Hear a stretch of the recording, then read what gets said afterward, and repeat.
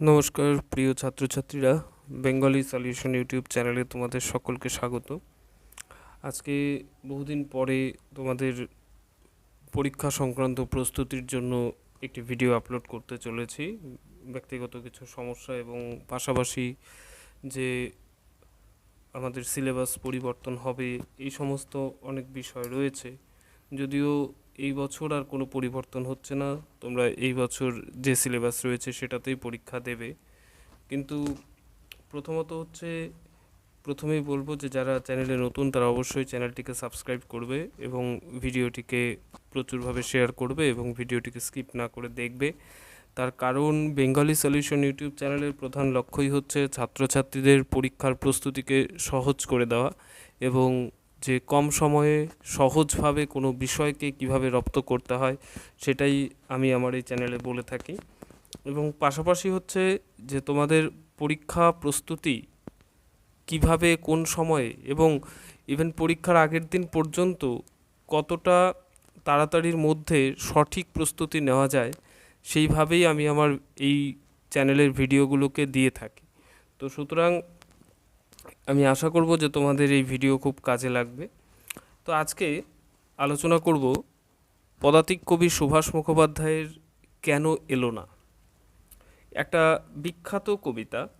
এবং এই কবিতাটি নেওয়া হয়েছে কবির লেখা বিখ্যাত কাব্যগ্রন্থ যত দূরেই যাই।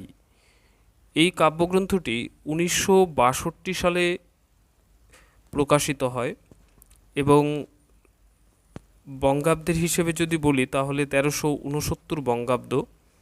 তো কাব্যগ্রন্থটি একটি প্রথম শ্রেণীর বাংলা কবিতার বই বলা যেতে পারে এবং এটি ভারত সরকারের দ্বিতীয় যে সর্বোচ্চ সাহিত্য পুরস্কার রয়েছে, সাহিত্য একাডেমি পুরস্কার, তো সেই সাহিত্য একাডেমি পুরস্কারে সম্মানিত হয়েছে এই বইটি। এবং বলতে গেলে পদাতিক কবি সুভাষ মুখোপাধ্যায় তিনি জন্মগ্রহণ করেছিলেন 1919 সালের 12ই ফেব্রুয়ারি বুধবার দিন। তো এই বুধবার দিনটা আমার মনে আছে কারণ কবি তার একটা স্বগত ভাষণে বলেছিলেন যে কবির মা তাকে বলতেন যে বুধবারে নখ কাটা বারণ। তো স্বাভাবিকভাবেই আমরা অনেকেই হচ্ছে জন্মবারে এই সমস্ত কাজ করি না, চুল কাটা বা নখ কাটা এই সমস্ত করি না, তো কবি এই কথাটা বলতেন। তো যাই হোক, তো এখানে আমরা যেটা বলবো যে পদাতিক কবি সুভাষ মুখোপাধ্যায় তিনি হচ্ছে কি পদাতিক তার প্রথম কাব্যগ্রন্থ এবং এই পদাতিক প্রথম এই কাব্যগ্রন্থটি যেটি হচ্ছে 1940 সালে প্রকাশিত হয়েছিল। তো এই কাব্যগ্রন্থের জন্য ভারত সরকারের সর্বোচ্চ যে সাহিত্য পুরস্কার রয়েছে জ্ঞানপীঠ পুরস্কার, তো সেই পুরস্কারে কবি সম্মানিত হয়েছেন। আর রাজনৈতিক মতাদর্শের দিক থেকে যে পদাতিক কবি সুভাষ মুখোপাধ্যায় তিনি মূলত ছিলেন একজন হচ্ছে বামপন্থী লোক। কিন্তু একটা বিষয় যে আমরা হচ্ছে কি যে রাজনৈতিক মতাদর্শ ব্যাপারটাই হচ্ছে একটা আপেক্ষিক বিষয়, মানে যারা যখন ক্ষমতায় থাকে তারা তখন তাদের মতন করে তাদের মতাদর্শ তাদের চিন্তাধারা দিয়ে হচ্ছে সমাজ এবং সিংহাসনে তারা হচ্ছে কি সেটাকে পরিচালনা করেন। তো প্রথমত হচ্ছে কি যে যেহেতু হচ্ছে কি যে রাজনীতির অঙ্গনে কবি সম্পূর্ণভাবে ছিলেন একজন বামপন্থী ঘরানার লোক, তো সেই হিসেবে পরবর্তী সময়ে বা তার সময়েও বলা যেতে পারে তিনি কিন্তু খুব বেশি হচ্ছে রাজনৈতিক সম্মান অর্জন করতে পারেননি। ঠিক আছে, বহু জায়গাতে তাকে রাজনৈতিক জীবনে বঞ্চনা অসম্মান অনেক বেশি সহ্য করতে হয়েছে। মানে কবির যে হচ্ছে কি কবির যে যোগ্যতা সেই যোগ্যতা অনুযায়ী সম্মান তিনি পাননি, এটা আমরা বলতেই পারি। আর রাজনীতি এমন একটা বিষয় যে রাজনীতির মধ্যে এক দল থাকে হচ্ছে শিক্ষিত রাজনৈতিক, আরেক দল থাকে হচ্ছে অশিক্ষিত রাজনৈতিক। তো সুতরাং যে শিক্ষিত রাজনৈতিকরা অশিক্ষিত রাজনৈতিকদেরকে যেমন সহ্য করতে পারেন না, ঠিক তেমনই অশিক্ষিত রাজনৈতিকরাও হচ্ছে কি শিক্ষিত রাজনৈতিকদের মধ্যে একটা কিন্তু হচ্ছে দূরত্ব বজায় রাখেন এবং তাদের সম্পর্কে তারা তাদের মতন করে অনেক রকমের হচ্ছে ব্যাখ্যা দিয়ে থাকেন। তো সেগুলো রাজনীতির অঙ্গনের বিষয়। তো আমি যেহেতু হচ্ছে কবির কবিতা নিয়ে আলোচনা করব, তাই আমি কবির রাজনৈতিক জীবনের মধ্যে আমি যাব না। তো আজকে আমি বলছি যে কবি সুভাষ মুখোপাধ্যায়ের যে কবিতার বই যত দূরেই যাই, তো যে কোনো তোমরা জানো যে কোনো হচ্ছে কি যে বই পড়তে গেলে, যে কোনো কবিতা হোক, গল্প, উপন্যাস, যাই হোক, তো সেটা পড়তে গেলে আমি সবার আগে বলি তার সময়টাকে আগে ভালো করে বুঝতে হবে। তো সময়কে ভালো করে না জানতে পারলে আমরা কিন্তু কখনোই হচ্ছে যে কোনো সাহিত্যকে বুঝতে পারবো না। তো প্রথমত হচ্ছে কি যে এই কেন এলো না, এই কেন এলো না কথাটার মধ্য দিয়ে আমাদের মধ্যে একটা বিরহের ভাব জেগে আসে, যে কেন আসলো না, মানে আমাদের একটা অপেক্ষা ছিল, তো সেই অপেক্ষাটা কি হলো, যে অপেক্ষাটা কাজে লাগলো না, যে অপেক্ষা করলাম যার জন্য সে আসলো না। কিন্তু এখানে যে অপেক্ষা, এই কবিতার একটা মাইন্ড ম্যাপ আমি তোমাদের সামনে দিয়ে দিচ্ছি, যে পুরো কবিতাটার মধ্যে যে আমরা যদি দেখি তো তিনটি চরিত্র রয়েছে, বাবা, মা আর ছেলে। তো কবিতার কাব্যগ্রন্থের নাম তোমরা হচ্ছে ভিডিওতেই দেখছো, এবং পাশাপাশি হচ্ছে কবির ছদ্মনাম এই সমস্ত আমি দিয়ে রেখেছি। তো কবিতার যে মাইন্ড ম্যাপ বলা যেতে পারে, তো সেই ক্ষেত্রে এই মাইন্ড ম্যাপের মধ্যে আমরা তিনটে চরিত্রকে পাই। এক রয়েছে কে বাবা, দুই হচ্ছে মা, এবং তিন হচ্ছে ছেলে, মানে কবিতায় যাকে আমরা খোকা হিসেবে পাবো। তো এখানে দেখা যাচ্ছে কি যে পুরো কবিতার ছবিটা যদি দেখি, তাহলে যেহেতু কবি সুভাষ মুখোপাধ্যায়ের কবিতার মধ্যে অনেক সুন্দর সুন্দর ছোট্ট ছোট্ট শব্দ দিয়ে কবি হচ্ছে কি এমন একটা ছবি তৈরি করেন, যার মধ্যে দিয়ে যে সেই দিনের বা সেই ঘটনা বা সেই দিন যে ঘটনা ঘটেছিল বা নিউজ পেপারের মধ্যে যেভাবে খবরগুলোকে লেখা হয়, ঠিক সেই রকম একটা ছবি যেন আমাদের চোখের সামনে ফুটে ওঠে। এই কবিতার মধ্যেও তেমনই একটা ছবি ফুটে উঠেছে। ছবিটা কেমন, যে বাবা হচ্ছে ডিউটিতে গেছেন এবং তার বাড়ির ছোট্ট খোকাকে তিনি বলে গেছেন যে যেহেতু সামনে পুজো রয়েছে, তো আজকে তো মানে হচ্ছে বেতনের দিন, বেতনের ডেট আজকে, তো বাবা কি বলে গেছেন যে আজকে মাইনে নিয়ে তাড়াতাড়ি ফিরবো এবং ফিরে আজকে আমরা পুজোর বাজার করতে যাব। তো এই পুজোর বাজার করতে যাওয়া মানে বাবা ছেলেকে কথা দিয়ে গেছেন, তো স্বাভাবিকভাবে ছোট্ট শিশুর মনে একটা পুজো নিয়ে উন্মাদনা, পুজো নিয়ে একটা আনন্দ, একটা উল্লাস সব সময় কাজ করবে, এটাই স্বাভাবিক। তো সেই খোকার মনেও হচ্ছে সেটাই ছিল, যে বাবা কখন আসবে এবং বাবা আসলেই আমাদের পুজোর বাজার হবে। তো সেই আনন্দে সে কোনো কিছুতেই মন দিতে পারছে না। তো সে হচ্ছে কি, সে কবিতার মধ্যে দেখবে যে ইতিহাসের বই খুলে বসেছে, কিন্তু বইতে তার নজর নেই, সে জানালা দিয়ে বাইরে তাকিয়ে আছে। এবং তার পাশাপাশি হচ্ছে কি যে আজকে যে খোকার মা, তিনিও হচ্ছে একটু অন্যমনস্কভাবে রান্নাবান্না করছেন, যে কবি সুভাষ মুখোপাধ্যায় একটা সুন্দর ছবি তৈরি করেছেন, যে কি যে কড়ার গায়ে খুন্তিটা আজ একটু বেশি রকম নড়ছে, মানে মাও হচ্ছে বেশ একটু হচ্ছে কি যে তাড়াতাড়ি কাজ করার চেষ্টা করছেন, এবং ফ্যান গালতে গিয়ে তার পায়ে হচ্ছে কি মার পড়ে গেছে, তো পা পুড়ে গেছে। তো এই রকম হচ্ছে কি, এই রকম একটা ছবি, যে খোকা ভীষণ ব্যস্ত হয়ে উঠেছে যে মা, বাবা কখন আসবে, ঠিক আছে, মানে হচ্ছে কি যে বাবার আসার প্রতীক্ষায় সে অধীর হয়ে আছে। কিন্তু বাবার প্রত্যেকদিন যে সময় বাড়িতে ফেরেন, তিনি সেই সময়ে বাড়িতে ফেরেননি, সময় পার হয়ে গেছে। তো খোকার অধৈর্য আরও বেড়ে যাচ্ছে।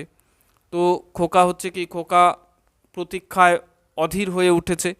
কিন্তু আর মাও হচ্ছে কি তার স্বামীর চিন্তায় অধীর, যে তিনি কখন আসবেন, প্রত্যেকদিন যে সময় বাড়িতে ঢোকেন সেই সময় পার হয়ে গেছে। ঘড়ির টিকটিক শব্দটা যেন তাকে হচ্ছে কি আরও বেশি মানে চিন্তিত করে তুলেছে, যে আজ এত দেরি করছে কেন। তো এই রকম একটা ছবি, এবং যে পুরো কবিতার মধ্যে যে গল্পের মতো যেন ঘটনাগুলোকে কবি বর্ণনা করেছেন। কিন্তু তার আগে এরপর চলে যাচ্ছি যে কবিতার সময়টা হচ্ছে কত। দেখো, যে আমরা জানি আমাদের ভারতবর্ষ স্বাধীন হয়েছে 47-এ। তো 1947-এ ভারত স্বাধীন হওয়ার পর যে সম্পূর্ণভাবে এই কবিতার বইটি প্রকাশিত হয়েছে 1962-তে। তো স্বাভাবিকভাবেই যে আমাদের দেশ সেই সময় মানে হচ্ছে 47-এর পরবর্তী সময়ে দেশের যে রাজনৈতিক ক্ষমতা, সেই রাজনৈতিক ক্ষমতার কেন্দ্রে সেই সময় ছিল হচ্ছে যে কংগ্রেসের সরকার। তো এইবার যে সময়টাকে কবি ধরেছেন, তো যত দূরেই যাই কাব্যগ্রন্থের মধ্যে, এই সময়টা মোটামুটি ধরে রাখতে পারো যে 47-এর পরবর্তী সময় থেকে এই 1960 পর্যন্ত সময়। তো এই সময়ের মধ্যে আমাদের হচ্ছে কি আমাদের গোটা দেশে কেন্দ্রীয় সরকারে রয়েছে কংগ্রেস সরকার এবং রাজ্যেও রয়েছে হচ্ছে কি কংগ্রেসের সরকার।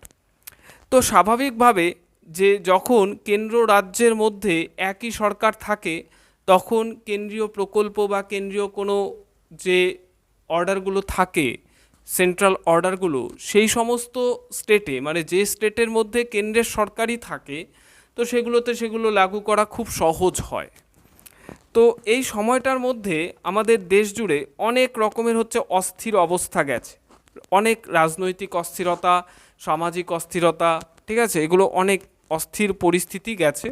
যেমন ধরো সেই সময় কি যে নানা রকম অচল অবস্থার মধ্যে বলা যেতে পারে, যেমন কখনো ট্রামের ভাড়া বেড়ে গেছে, কখনো দেখা যাচ্ছে কি সরকারি কর্মীরা সঠিক সময়ে বেতন পাচ্ছেন না, শিক্ষক সমাজকে সঠিক সময়ে বেতন দেওয়া হয়নি, এবং দেশ জুড়ে হচ্ছে কি যে নিত্য প্রয়োজনীয় দ্রব্যের যে চাল ডাল এই সমস্ত সেগুলোর দাম হচ্ছে কি যে দ্বিগুণ বেড়ে গেছে, সাধারণ মানুষের নাগালের বাইরে চলে গেছে, মানুষ সেই সমস্ত কিনে খেতে পাচ্ছে না, এবং যে তারও পরে বা তার থেকেও বেশি যে এটা বলতে হয় যে এক ধরনের মিডলম্যান বা মধ্যস্বত্বাভোগী, মানে তারা হচ্ছে বাজারের কোনো জিনিসকে তারা কি করেছেন, তারা হচ্ছে প্রচুর জিনিস নিজেদের হচ্ছে কি নিজেদের স্টক বিজনেস রয়েছে, গোডাউন রয়েছে বড় বড়, সেই সমস্ত গোডাউনে সেই সমস্ত তারা হচ্ছে কি নিত্য প্রয়োজনীয় জিনিসকে মজুত করে রেখে দিয়েছেন এবং বাজারে একটা হচ্ছে বিরাট অভাব তৈরি হয়ে গেছে।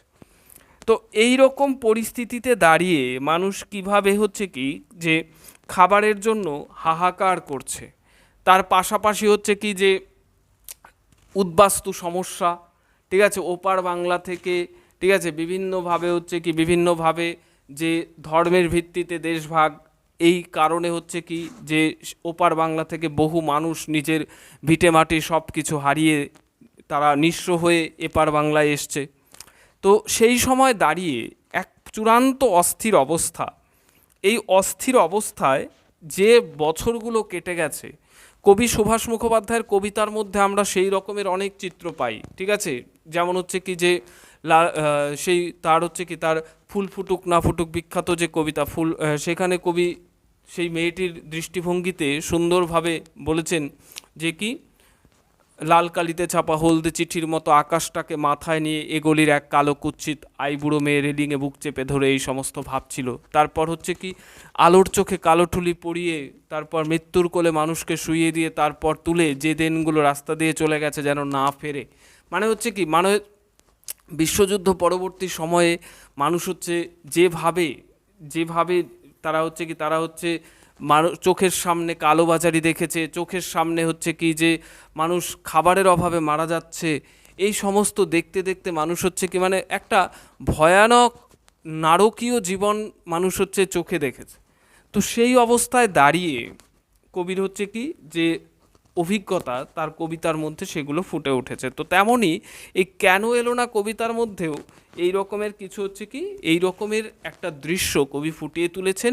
একটা ছোট্ট মানে হচ্ছে কি যে একদম ছোট পরিবার, যেখানে হচ্ছে বাবা মা আর তার একটি ছোট্ট ছেলে, তো তাদেরকে নিয়ে তিনি এই ভাবনাটাকে ফুটিয়ে তুলেছেন। কীরকমভাবে সারাটা দিন ছেলেটা নেচে নেচে বেরিয়েছে, রাস্তায় আলো জ্বলেছে অনেকক্ষণ, এখনও বাবা কেন এলো না মা, অর্থাৎ যে ছোট্ট খোকা তার মধ্যে একটা হচ্ছে কি উচ্ছ্বাস রয়েছে, তো সে হচ্ছে কি নেচে নেচে বেরিয়েছে, আর স্বাভাবিকভাবে ছোট্ট শিশু তার মধ্যে একটা উন্মাদনা, তার মধ্যে একটা অবাধ্যতা সবসময় কাজ করবে, এটা স্বাভাবিক।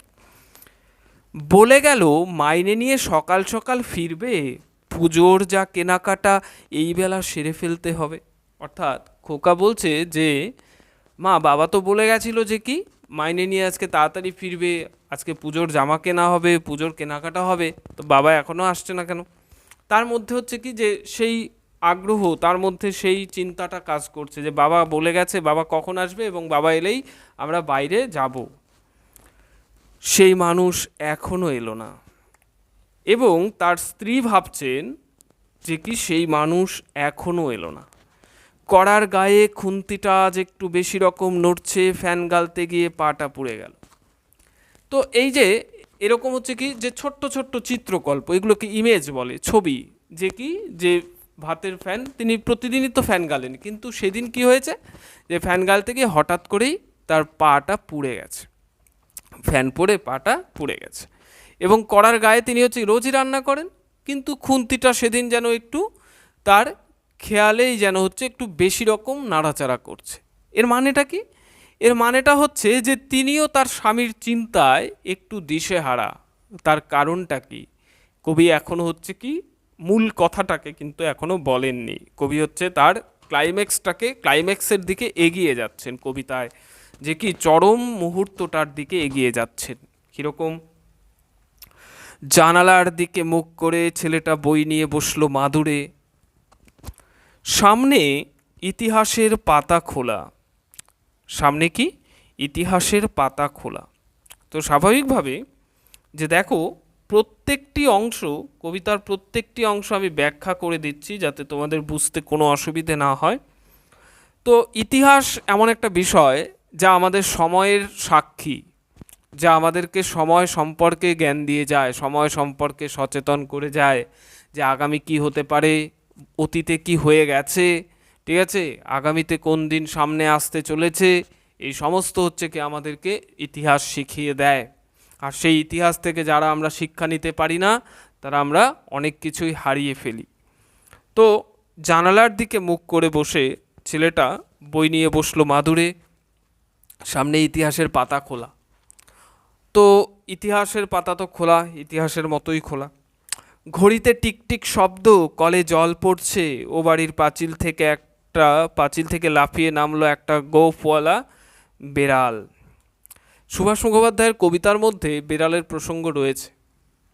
তো এই কবিতার মধ্যেও সেরকমই একটি বেড়াল, সে হচ্ছে কি ওই পাশের বাড়ির পাঁচিল থেকে সে লাফিয়ে নেমেছে। খোকা এই সমস্ত হচ্ছে জানলা দিয়ে দেখছে, তার তো পড়ায় তো মন নেই, সে তো বসেছে, শুধু বই নিয়ে বসতে হয় নিয়ম করে। তো সেই রকমই হচ্ছে কি সে নিয়ম করে বই নিয়ে বসেছে।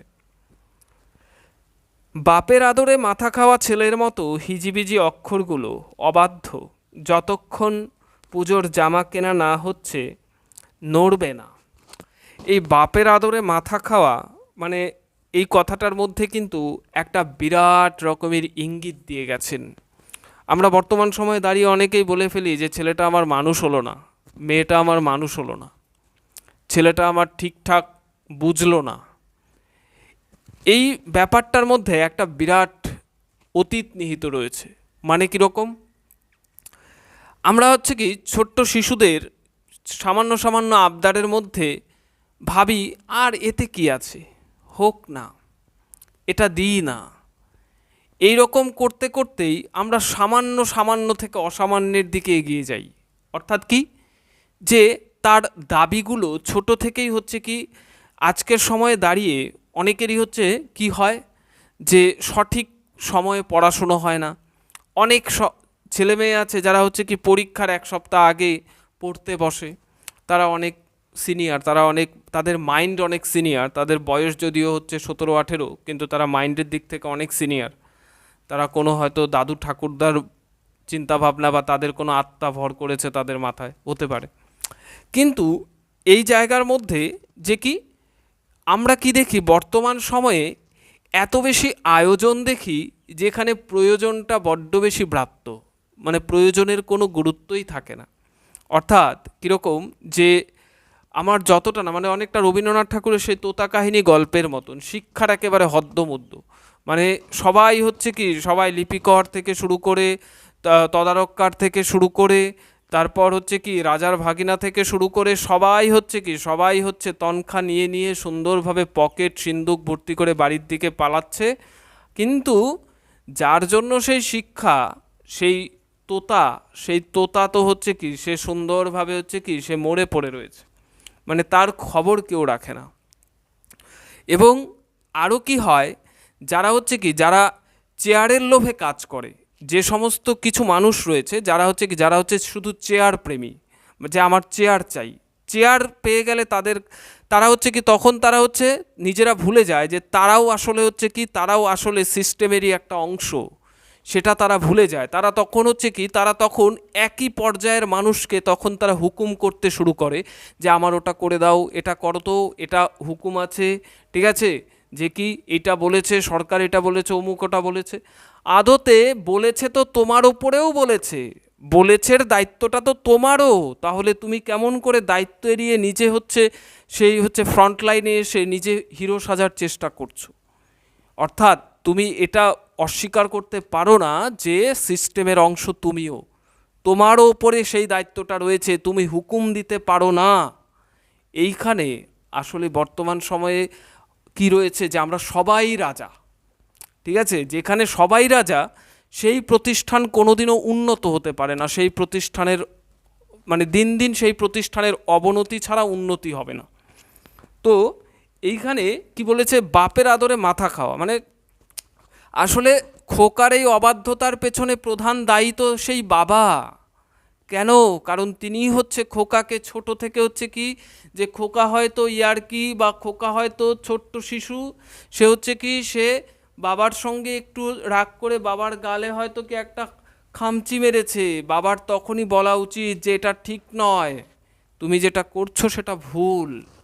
ছোট্ট থেকে তাকে হচ্ছে কি সঠিক শিক্ষাটা দেওয়া দরকার, আর সেই খামচিটাই বড় হলে সেটা একটা কড়া থাপ্পড়ে পরিণত হবে। অর্থাৎ কি, যে আমরা সামান্য সামান্য থেকে অসামান্যের দিকে যাই, এই চিন্তাটা আমরা ভুলে যাই যে আমরাও আসলে হচ্ছে একটা সিস্টেমের অংশ। তো এই বাবা, খোকার উন্মাদনা বাড়িয়ে গেছে কে? খোকার উন্মাদনা তো বাড়িয়ে গেছে বাবা, যে আজকে তাড়াতাড়ি বেতন নিয়ে ফিরবো, তারপর তোমাকে নিয়ে আমি বাজারে যাব, ঠিক আছে। তো এই যে হচ্ছে কি, যে আমরাই হচ্ছে কি ছোট্ট শিশুদেরকে আমরা বলি যে ওরা অবাধ্য, ওরা এই, ওরা সেই, ওরা কথা শোনে না, কিন্তু আদতে আসল দোষী তো আমরাই হচ্ছে কি তাদেরকে কি করি, আমরাই তাদেরকে হচ্ছে অবাধ্যতার দিকে ঠেলে দিই। আজকে যে ছেলেটি বা যে মেয়েটি হচ্ছে 6-7-এ পড়ে মোবাইল নিয়ে নানান রকমের আধুনিকতার মধ্যে ডুবে গিয়ে সে হচ্ছে কি, সে হয়তো এই সেই নানান কিছু ধরাকে সরা জ্ঞান করছে, একটা সময় তার চোখে কিন্তু জল আসতে বাধ্য। তার কারণ হচ্ছে কি, সেই সময় না থাকবে তার বাবা, না থাকবে তার মা, এবং যে অতীতটা আমাদের একা বাঁচতে হবে, এই শিক্ষাটা যে শিশুর মধ্যে ছোট থেকে কোনো অভিভাবক দিতে পারছে না, তার কিন্তু হচ্ছে কি, কারণ তিনি তো আর স্বর্গ থেকে এসে তাকে তো বাঁচিয়ে দেবেন না, তাকে তো সেফগার্ড করবেন না জীবনের প্রতিটি সমস্যায়। তো এই বিষয়টা হচ্ছে আমাদেরকে সবসময় শেখা উচিত। তো প্রথমত এইখানে সেই খোকা, আমি একটু অন্য প্রসঙ্গেই চলে যাচ্ছিলাম হয়তো। তো তারপর যে কি বাপের আদরে মাথা খাওয়া ছেলের মতো হিজিবিজি অক্ষরগুলো একগুঁয়ে অবাধ্য, খোকার মাথায় পড়া ঢুকছে না, তো ঢুকবে কেমন করে? বাবা তাকে বলে গেছে পুজোর জামা কিনতে যাব, পুজোর কেনাকাটা করব, তো পুজোর কেনাকাটার সময় আমাদের কোনো কিছু ভালো লাগে? তো স্বাভাবিকভাবে খোকারও তাই ভালো লাগেনি, তার হচ্ছে কি তার পড়া মাথায় ঢুকছে না, বইয়ের অক্ষরগুলোকে, ইতিহাস বইয়ের অক্ষরগুলোকে তার হিজিবিজি মনে হচ্ছে। তো স্বাভাবিকভাবে তাই হয়। এখনকার ছেলেমেয়েরা সারা বছর হচ্ছে কি উদ্দাম বেলেল্লাপানা এবং হচ্ছে উদ্দামভাবে মোবাইল ব্যবহার করতে করতে মোবাইলের নারী নক্ষত্র করে, এবং হচ্ছে কি যে নিজেরা নানান রকমের হচ্ছে কি যে নেতিবাচক পরিবেশের মধ্যে ডুবে গিয়ে পরীক্ষার আগের দিন নাকানি চোবানি, এবং পরীক্ষার আগের দিন একে তাকে বন্ধুদের পর্যন্ত হচ্ছে জ্বালিয়ে শেষ করে দেয় যে এই নোটটা পাঠা, ওই নোটটা পাঠা। আসলে কিন্তু সেও একই ক্লাসে ছিল, কিন্তু তার কাছে কেন নেই? কারণ সে হচ্ছে কি, সে হচ্ছে বাড়ি গিয়ে আর সেই যে ক্লাস ওয়ার্কটা, সেই ক্লাস ওয়ার্কটাকে সঠিকভাবে স্টাডি সে করেনি। আর স্বাভাবিকভাবে হচ্ছে কি পরীক্ষার আগের দিন তো সে চোখে হচ্ছে কি, চোখে তো ধূমকেতু দেখবে, এটা তো স্বাভাবিক কথা। এরপর এখনও বাবা কেন এলো না মা, সেই খোকার একই প্রশ্ন।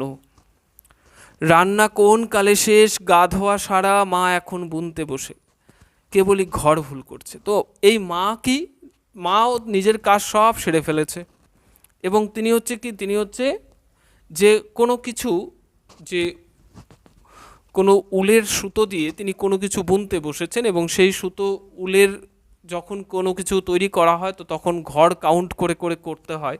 তো মার সেই ঘরের দিকে হচ্ছে কি তার একটু তিনি অমনোযোগী হয়ে পড়েছেন। কেন?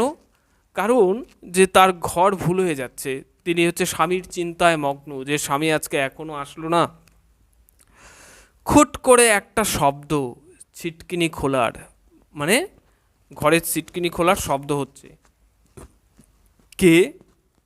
মা, আমি খোকা। মা ভেবেছিলেন হয়তো তার স্বামী এসছে, কিন্তু না, সে খোকা এতটাও ছোট নয়। তো সে কি করেছে, সে দরজা খুলে বাইরে দেখতে যাবে। কি দেখতে যাবে? যে বাবা আসছে কিনা। গলির দরজায় ছেলেটা দাঁড়িয়ে, এখন রেডিওয় খবর বলছে মানুষটা এখনো এলো না। এই মানুষটা এখনো এলো না, এটা ভাবছে কে? এটা ভাবছে মা। আর আগেকার সময়, মানে আমি যে সময়ের কথা বলছি, তো সেটা হচ্ছে কি, সেটা সেই সময় ধরো যে টেলিভিশন আজকের মতো এত উন্নত ছিল না, বা যে আমরা হচ্ছে কি যে ঘন্টাখানেক এই ঘন্টাখানেক ওই, এই সমস্ত তখনকার আজকের মতো ছিল না তখনকার দিনে। তো তখন কি হতো, যে হঠাৎ কোনো একটা দুর্ঘটনা বা হঠাৎ কোনো একটা আচমকা কোনো কিছু ঘটার সঙ্গে সঙ্গেই রেডিওতে কি হতো, যে আমরা হচ্ছে কি এফএম রেডিও স্টেশন দেখি, বর্তমানে আসে।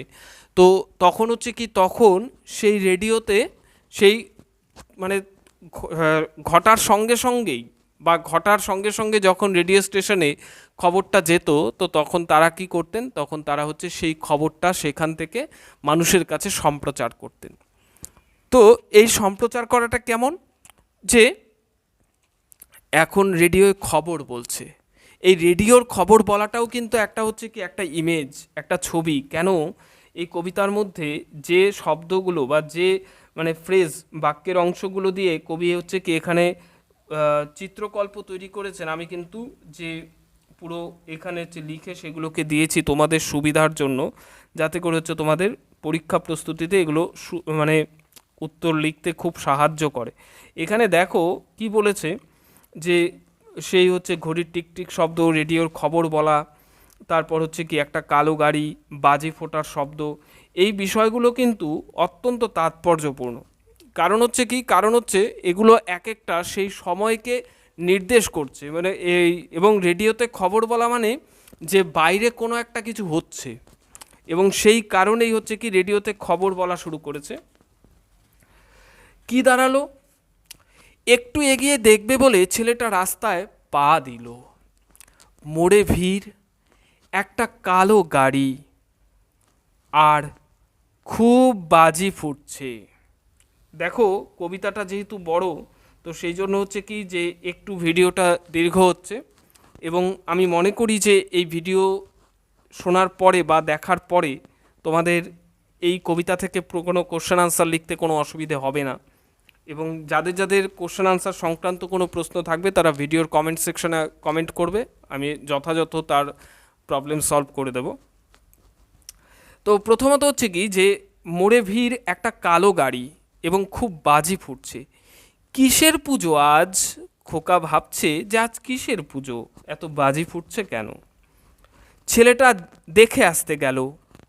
তারপর অনেক রাত্রিরে বারুদের গন্ধ ভরা রাস্তা দিয়ে, অনেক অলিগলি ঘুরে মৃত্যুর পাশ কাটিয়ে বাবা এলো, ছেলে এলো না।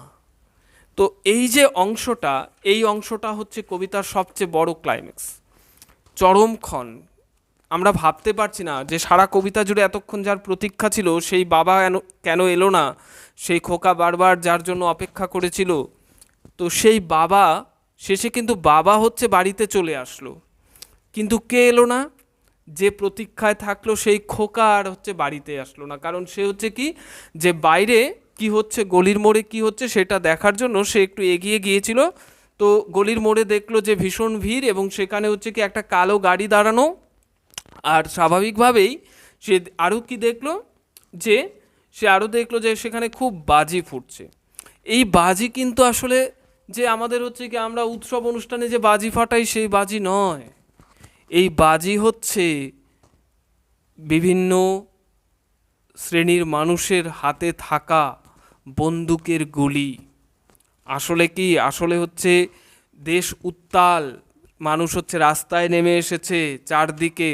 যে কোনো সরকার পরিবর্তন হওয়ার মানেই হচ্ছে কি যে মানুষকে রাস্তায় নামতেই হবে। আম আদমি হচ্ছে আমের মতোই হয়, ঠিক আছে? আমরা কেউ আমকে মানে মানুষ ভেদে আমকে আমরা নানানভাবে খাই, তো তো সেই সরকার পরিবর্তনের সঙ্গে সঙ্গে সবসময়ই হচ্ছে কি মানুষকে রাস্তায় নামতেই হয়, সেটা যেভাবেই হোক। আমি কোনো নির্দিষ্ট সরকারকে উল্লেখ করে বলছি না। এই যে সেই সময় যে সরকার ছিল, তো সেই সরকারের বিভিন্ন নীতি, বিভিন্ন অবস্থার বিরুদ্ধে মানুষ প্রতিবাদ করতে রাস্তায় নেমেছিল, এবং যারা প্রতিবাদ করতে নেমেছিল তারা পুলিশের দমন নীতি, বা পুলিশ তো হচ্ছে কি, পুলিশ সব সময় হচ্ছে সরকারি আদেশকে পালন করেন, তারা তো কিছু করতে পারবেন না। তো সেই পুলিশ কি করলো, সেই পুলিশের গুলির সামনে বহু প্রতিবাদী প্রাণ হারালো। কিন্তু কবি এখানে আলো ফেলেছেন সেই আলোকিত প্রদীপের তলায় যে অন্ধকারটা জমে আছে সেখানে। অর্থাৎ কি, যে সেই ছোট্ট খোকার কি অপরাধ ছিল, সেই ছোট্ট খোকাকে কেন তার হচ্ছে কি তাদের ছোট্ট পরিবার থেকে চলে যেতে হলো, সেই ছোট্ট খোকাকে কেন মারা যেতে হলো, সেই ছোট্ট খোকাকে যারা মারলো তারা মানে খোকাকে মেরে আসলে কোন প্রতিবাদীকে তারা দমন করলেন। অর্থাৎ কি, যে প্রশাসনের নীতির কাছে অনেক বিষয় হচ্ছে কি, অনেক কিছুই হচ্ছে কি যে অকারণে হয়। অর্থাৎ খোকার মৃত্যুটা এখানে কি কোনো কারণে হয়েছে? কোনো কারণে হয়নি। বাবা তো বড় মানুষ, বাবার ফিরতে দেরি হয়েছে কেন? কারণ রাস্তায় পুরো রাস্তায় গন্ডগোল, চারদিকে নানান পরিস্থিতি উত্তাল, ঠিক আছে, বিভিন্ন কারণে হচ্ছে পরিস্থিতি উত্তাল। একদল বিদ্রোহ করছে, এখন কার গুলিতে খোকা মরেছে কেউ জানে না, সে পুলিশও হতে পারে, সে হয়তো সেই সময়ের যারা প্রতিবাদী তাদের মধ্যে যদি কারো হাতে কোনো বন্দুক বা কোনো আগ্নেয়াস্ত্র থেকে থাকে, সেই অস্ত্রের গুলিতেও হয়তো খোকা মরতে পারে। কিন্তু খোকার তো এই মৃত্যুটা কাম্য ছিল না, খোকার তো কোনো দোষ ছিল না। কিন্তু বাবা সচেতন মানুষ, তিনি জানেন যে কোন রাস্তা ঠিকঠাক রয়েছে, কোন রাস্তা দিয়ে বাড়ি ফেরাটা তার পক্ষে সহজ হবে। তাই তিনি প্রত্যেক দিন যে রাস্তা দিয়ে ফেরেন সেদিক দিয়ে না ফিরে অনেক ঘুর পথে তিনি বাড়ি ফিরেছেন, তাই তার অনেক দেরি হয়েছে। কিন্তু যে খোকা, সে তো আর রাস্তা সম্পর্কে সচেতন নয়। তো সেই কারণেই কি হয়েছে, সেই খোকাকে যে অচেনা, ঠিক আছে, সে যে সমস্ত কারণের সঙ্গে তার কোনো যোগাযোগ নেই, এরকমই একটা দুর্ঘটনায় খোকাকে প্রাণ দিতে হয়েছে।